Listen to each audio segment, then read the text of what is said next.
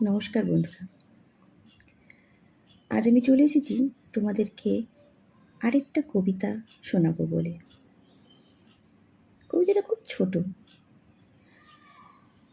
কবিতার নাম অব্যক্ত ভালোবাসা। এটাও লিখেছেন কবি চিত্তরঞ্জন সাঁতরা। তারই কবিতা আমি তোমাদেরকে পড়ে একটু শোনাবো। মুখে ভালোবাসি বললেই কি ভালোবাসা হয়ে যায়?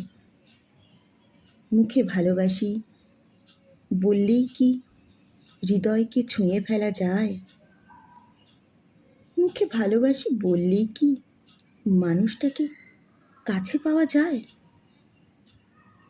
একবার না বলেই দেখো তো ভালোবাসা যায় কি না। একবার না বলেই দেখো তো তুমি ভালোবাসতে পেরেছো কি না।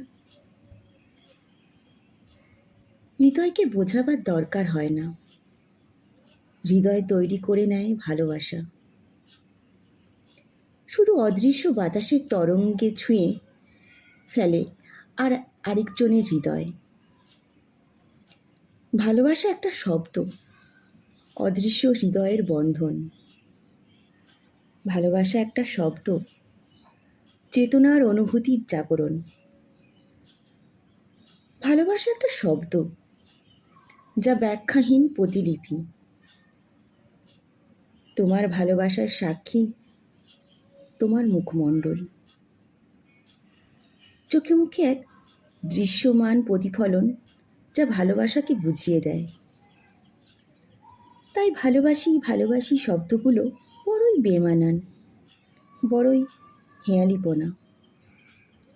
তবে একটা বিশ্বস্ত মনের প্রয়োজন, আর আপন করে নেওয়ার একটা হৃদয়ের দরকার।